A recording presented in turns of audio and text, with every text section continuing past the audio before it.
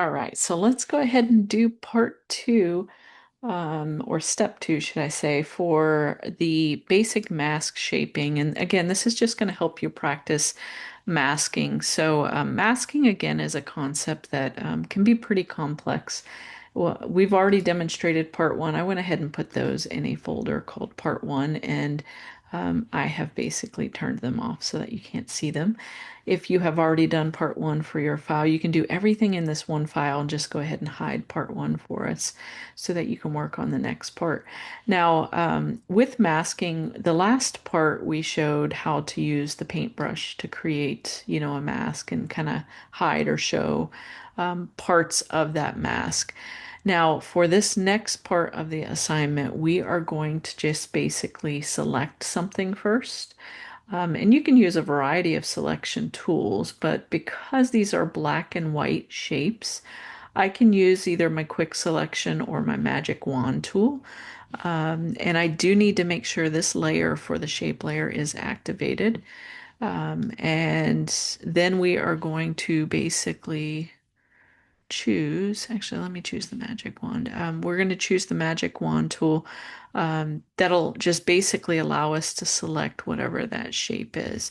So, because this is a file with just straight black and white elements, it makes it really easy to just click on something and select it, right? And that is a benefit to, using the magic wand tool if something has those sharp contrasts. It makes it a little bit easier for you. And so with this case, before I can actually mask anything, I need images inside of this file. So I'm just going to go ahead and copy another image over. So I'm just using that move tool again. And I'm just going to leave this zoomed in like that. I'm going to hide it though, so you can see it's right there. Uh,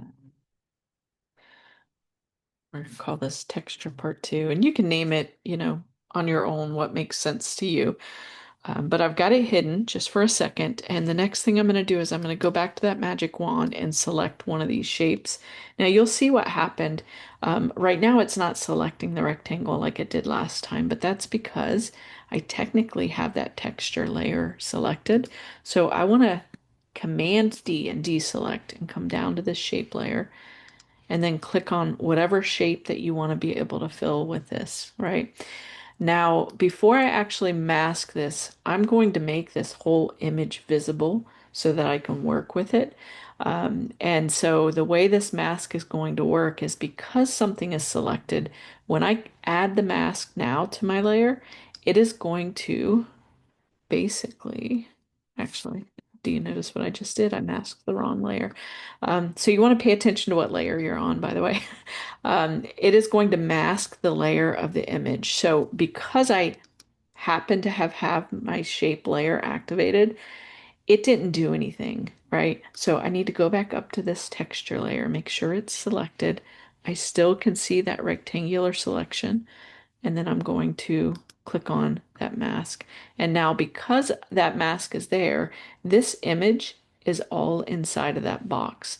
Now, if I was to take this move tool right now and move it around, it moves both my picture and my mask together.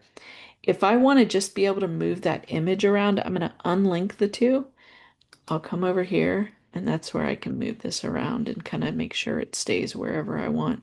Um, I always encourage students, if you unlink these, always make sure you link them back because a lot of the times once you've moved that picture around, you usually want them connected back again. Okay, so just a demonstration again, because usually masking is something that takes a lot of practice. Again, you've got to come back to this shape layer every time you want to select something. So if we were to take this circle now, and instead we are going to maybe pick a different picture. Before I select it, I'm going to bring in another texture. So we've got that texture there. And then I'm going to hide that texture because I need to be able to see the shapes. I make sure my shape layer is activated or selected. And then I come to this circle, I select it, and you'll know you're selecting it correctly because you can see those little marching ants. And then before I can mask, I need to go back up to layer one, make it visible, but also select it, and then choose the layer mask right here in this bottom part of the layers panel. Okay, and that will just make sure they are connected again. And you guys can see right here, just based off of this, anything that is black is showing your layer beneath it or hiding the current layer that you have masked. Okay. And so again, it takes practice. There's a lot of different ways that we can mask. So these are just some of the basic ways that'll get you started in using Photoshop that we hope help you out.